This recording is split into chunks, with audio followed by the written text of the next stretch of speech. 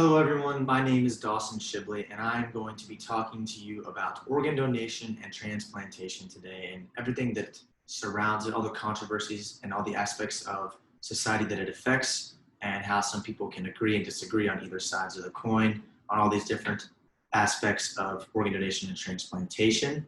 With that being said, let's get into it. So we probably all know what organ donation and transplantation is, and we probably all know someone in our lives who has known someone, grown up with someone, or met someone that has been impacted by this controversy, all the controversies that surround it, has been impacted by organ donation and transplantation.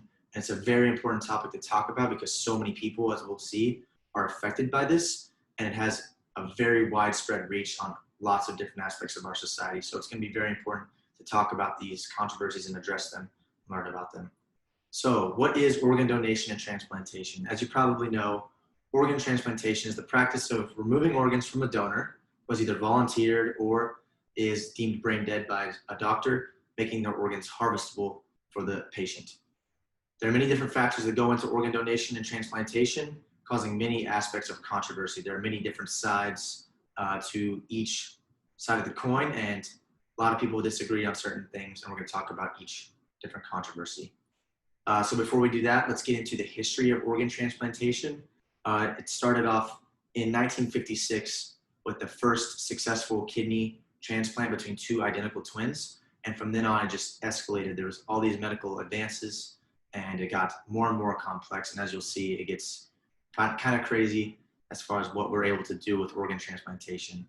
Like in 1959, we went through the first kidney transplant but done between two fraternal twins. So that's different than the identical twin transplant. It's a little bit more challenging and more complex. Then we jump a little bit into 1967, where the first successful liver transplant was performed. Then we'll go to 1981, where the first successful heart and lung transplant was performed. So that's where you can see kind of a big time gap there, but also that is a big complexity gap going from just the liver to both now intertwining two different organs and two different organ systems, which becomes more and more complex. And continuing that, we go to 1998, where the first successful hand transplant was performed. So now we are dealing with multiple different systems, doing a whole body part, a whole hand was transplanted. So we had to deal with muscular system, nervous system, the bone structure and all that stuff to get a fully functioning donor hand. Then we jump to 2010, where the first full face transplant was performed. That was someone was attacked in a brutal dog attack and their face was ripped off, and they actually got their face completely transplanted from a donor, which we'll talk about the controversy behind that later, but that sparked a lot of controversy on whether or not a face is a acceptable organ to donate or not. And moving to 2015, where the first double heart transplant was performed. So we had two donors and two recipients in this transplant, and they crossed them. And it was a very complex surgery. I mean, this is even in 2015, so it's a very recent surgery that happened. And so it's kind of cool to see how we came from that, from the first one, which was just one kidney between two identical twins, to now we have double heart transplants, which also in 2015, we had the first bionic hand transplant and bionic eye transplant, both in the same year. So you can see the advancements have just become such a long way in this history of organ transplantation. How often are transplants performed, or how often are they actually done in the world, in our country? And in 2019, over 39,000 organ transplants were performed in the United States, which you can tell that is a huge number of people getting transplanted organs. And you can see how widespread this is becoming. We've come a long way to where now it's 39,000 people are getting many different organs transplanted all around the country. A large percentage of these transplants are kidney transplants. As you can see, that was the first one that was ever done. So it's the most simple and it's the most performed one. There were still more than 112,000 people waiting on some sort of organ donation waiting list. So that's a lot of people. Even though we did 39,000 in 2019, there were still 112,000 people waiting. So you can see there's a lot of growth to be had as we advance further. It's just all about the availability of the organs and the location and stuff like that that kind of limits our numbers that we can get transplanted. So we're going to get into the requirements to become an organ donor and the requirements to become an organ recipient, because these are important. You have to grasp what you need to become an organ donor. So if you're going to be a living donor, so say you wanted to, say I wanted to go and donate a kidney to someone, to a family member, something like that. This would be, I would qualify as a living donor, and you would have to be in very good physical and mental health. You have to be 18 years or older, have a viable support system at home, so that way you can deal with the after effects of donating an organ. You have to be willing to donate. You cannot be coerced by a doctor or by a different family member. You can't be pressured into donating. It has to be your own willingness to donate. You cannot have a damaged organ. Obviously, no one wants a damaged organ if they're getting an organ replacement. So you can't have a damaged liver from drinking or damaged lungs from smoking. And of course, you can't have any HIV infection. And for a deceased donor, this is donors who have been deemed brain dead. So their bodies are technically living, but their brain, there's no sign of brain activity. They're not going to come back. And this is often when you'll hear the term pull the plug on someone. And this will have first they'll have their organs donated before the plug is pulled on them. So the organs still need to be viable. So they have to have a working body as far as like the blood being pumped to the organs. They have to be receiving oxygen to keep them alive. Otherwise, the tissue would die and the organs are no longer functioning and they serve no purpose to the recipient. So, however, certain tissues can still be donated even if the body is dead. There is no age limit on deceased donors, so you can be younger than 16 if you have decided that's what you want to do after you've passed away. And you obviously can't have any HIV infection this as well. There are way more specific requirements for each specific organ. So like a heart has very specific requirements as well. A lung has different ones, kidneys have different ones, but these are the most basic specific requirements for organ donors. Now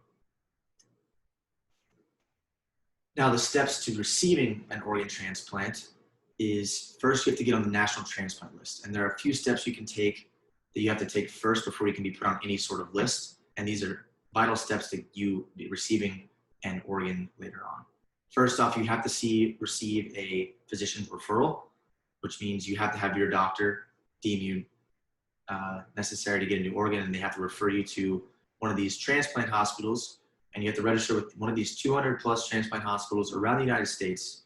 And these transplant hospitals are specifically equipped for you to get a transplant done. And so the doctors at this hospital have to evaluate you and determine if you are in the correct condition to receive this organ and be put on this list to wait.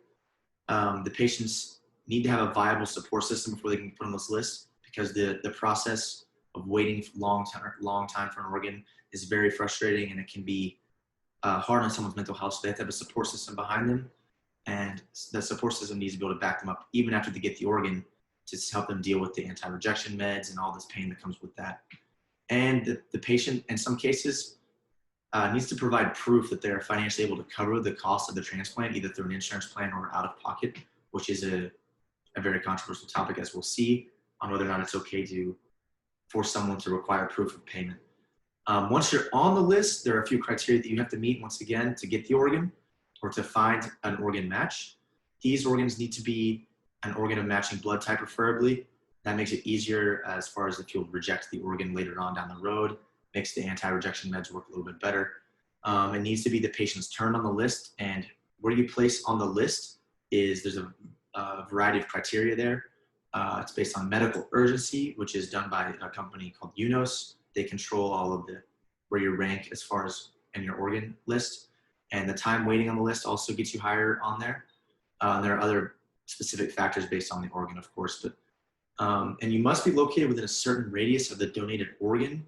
And this radius is determined by the organ being donated. For example, hearts and lungs, you need to be closer because they don't have quite as long on the body as to last.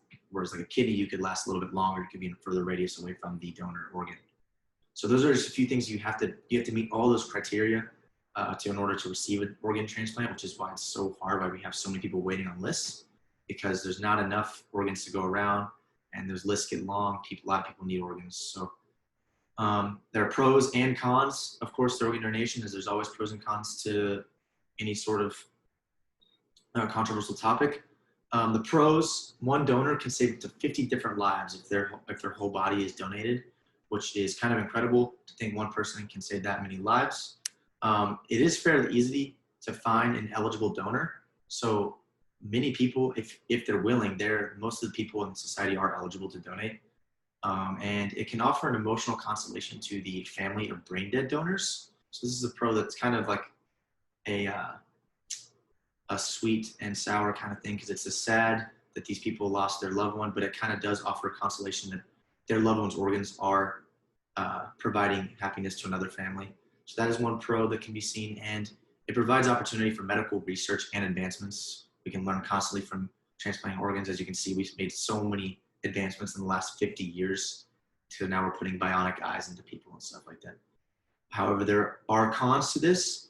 The rejection of donated organs oftentimes leads to death. So if you replace your bad lungs with new lungs and your body rejects them, you're out of lungs, your body has no lungs, and you're probably not surviving that. So rejection is not a good thing, and you really have to take the anti-rejection meds seriously. Another con, transplants are extremely expensive for the patient. We'll look further down and the controversial topic behind that, but it is extremely expensive, which is really hard for a lot of patients, which is why a lot of them can't get a transplant.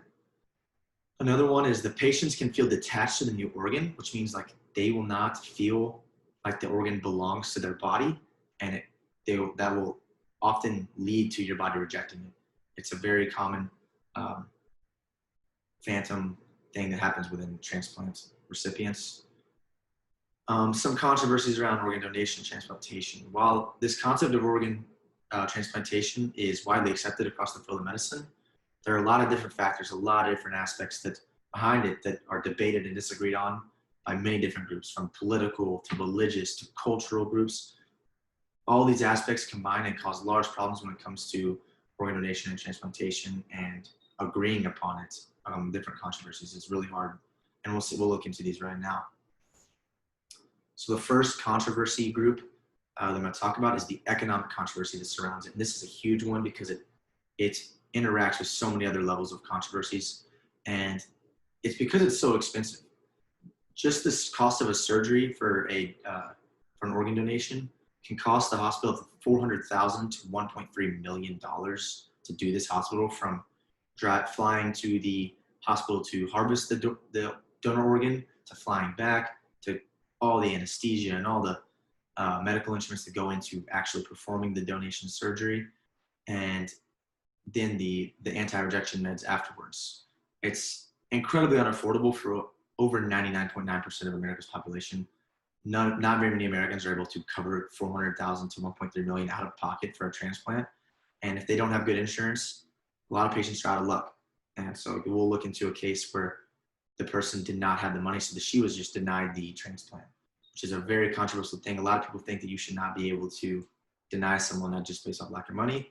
However, on the other hand, it's necessary for this hospital to charge this much money because that's what it costs them to perform it. It costs them a lot of money to perform these surgeries, and these hospitals are trying to make money. Therefore, they have to charge large amounts of money to perform these surgeries, and it causes a lot of issues for a lot of patients. Either way, the cost is a very hot topic of debate among political spectrums, along medical field. It's just a very, very hard topic to talk about because money is what makes the world operate. And so it causes a lot of trouble. So that case that I was talking about kind of ties into the social aspect of the controversy, because this woman, Hida Martin, who was a 60-year-old woman, was denied her transplant by the hospital because she was not able to pay for the cost of it. And this is a case for a lot of people around the country, and it causes a lot of social uproar. This woman went famous because her case went on the news, and a lot of people saw that. So someone set up a GoFundMe account for her to raise the money necessary to receive the transplant, which is a really cool situation. But it just kind of shows the controversy, the social uprising, like the social uproar that these people are being denied this transplant when they need it just because they don't have the money. However, the case furthered the cause of people pushing towards the lower transplant costs. So it kind of helped people get another push, kind of put them in the spotlight to lowering costs and getting closer to making more affordable healthcare for people who are seeking transplants. The social aspect continued. We're going to look at a study that was done an attempt to understand how much of the public is affected by organ transplantation, a focus group was put together, and they asked how many people in the focus group knew someone in their social setting, someone they've grown up with, someone they're friends with, if they'd known anyone in those group people that has been a transplant patient. And so the majority of the focus group did not know any people. Obviously, like the random person on the street, like you or me, has not needed a transplant, but 22.8% either knew someone or received a transplant, knew someone who had received a transplant or knew someone who was waiting for a transplant.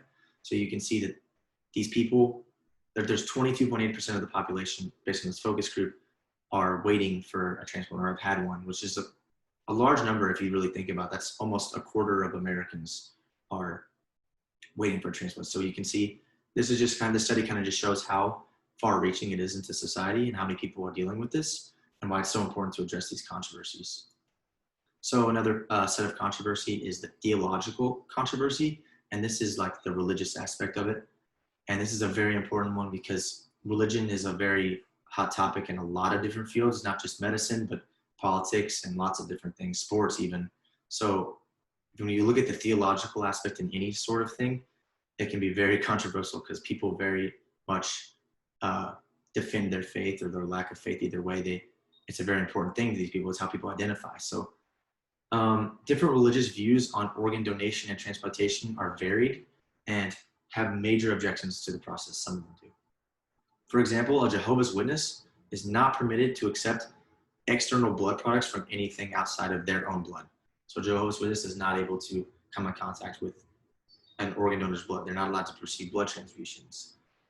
Therefore, that makes organ donation and receiving an organ almost impossible because you have to transfuse blood in these situations for most organ donations. And this makes it difficult for them to receive any sort of organ. So that religion is pretty much not able to participate in organ donations, and they do not agree. Another example is Islamic leaders do not acknowledge brain death as actual death.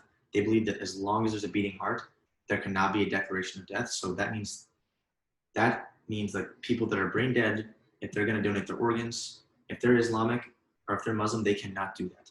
They do not believe in the brain death being a death, or for the most part. This obviously varies. Some people believe differently, but for the most part, they do not believe brain death is death, causing them to not really be able to donate organs after they pass away. Another example is Judaism does not agree with organ donation for the most part because many Jewish scholars denounce interfering with the body after death, so for example, they don't believe that any sort of things should be done to the body after they pass away. They believe the body should remain as whole. And so this really includes decreasing organ donation. They do not believe that organ donation should be a thing.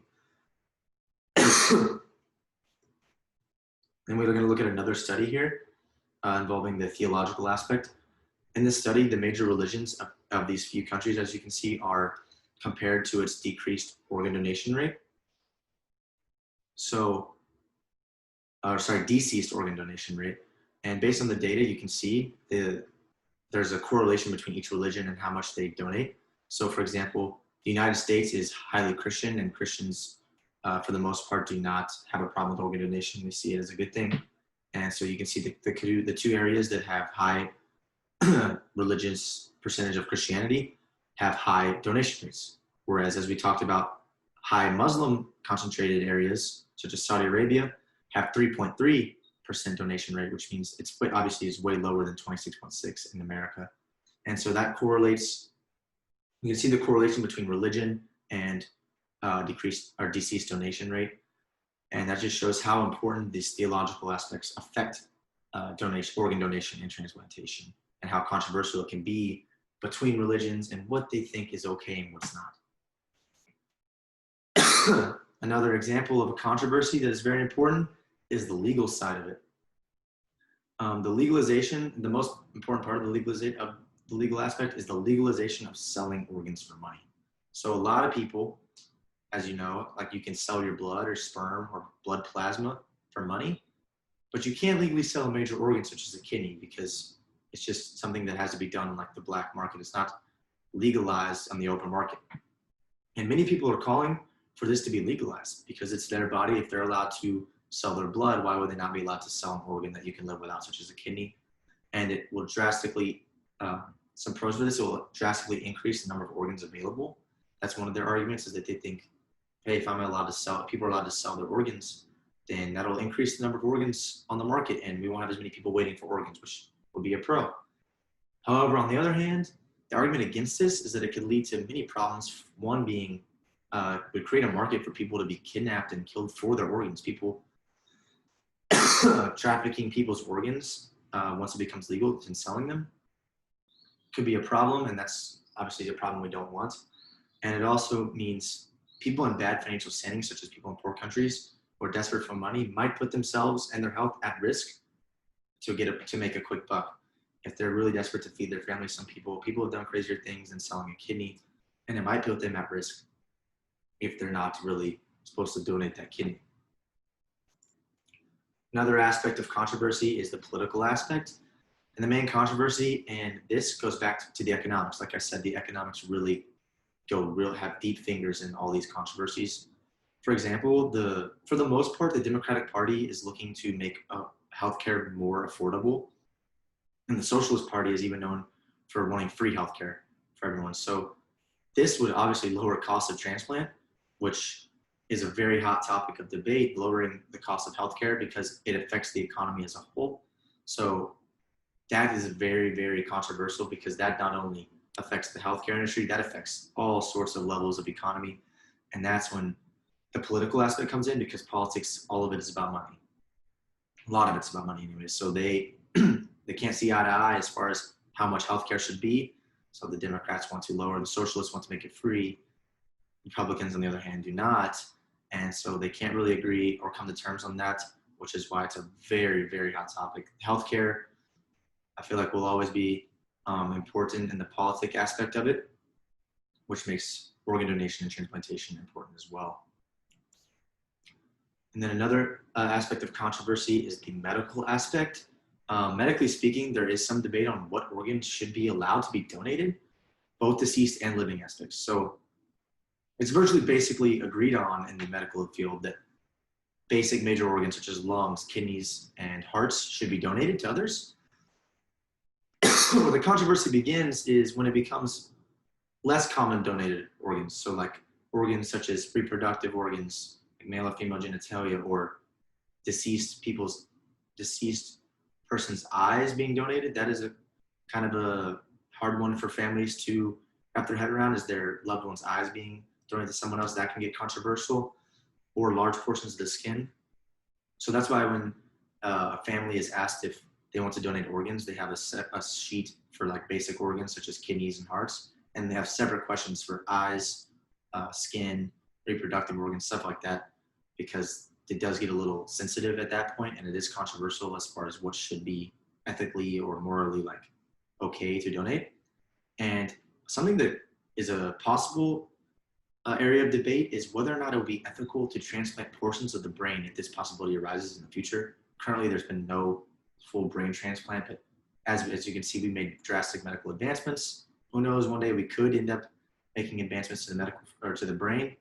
And at that point, what kind of controversy will that cause? And that will be a huge area of controversy, because if someone's brain is who they are, and getting that donated could be kind of controversial to a lot of people. And another sort of controversy that is definitely important, kind of ties back towards the religious aspect a little bit, is the ethnocultural aspect to it. For many cultures, the concept of organ donation is seen as kind of taboo. It's very off the wall to a lot of them. It's frowned upon because it can cause controversy between the medical community and the cultural community. If the medical community sees it as okay and beneficial, but the cultural community does not, it does not intertwine very well. For example, in Japanese culture, it's actually a common belief that the body needs to remain whole after death. So once someone dies, it's not seen as okay for them to take their organs out and give them away. So that it affects their afterlife in their culture. And same thing in China, is believed that once the death is only considered death when the final breath stops. So concepts such as ventilation or life support that keep you breathing even though you're technically dead cause conflict with their culture. And it causes a very fine line for organ donation because are they dead if their heart is still beating but their brain is dead? It causes questions in their society and in their culture. So it becomes very controversial for them. And it's hard for them to kind of differentiate between someone being alive or dead if they're on a ventilator. So in conclusion, organ donation and transplantation is a very controversial subject that affects so many corners of society and so many aspects of our daily lives.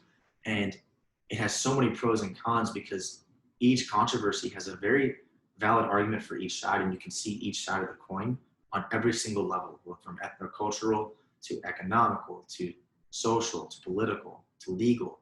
All these different aspects, they have two sides that are very valid.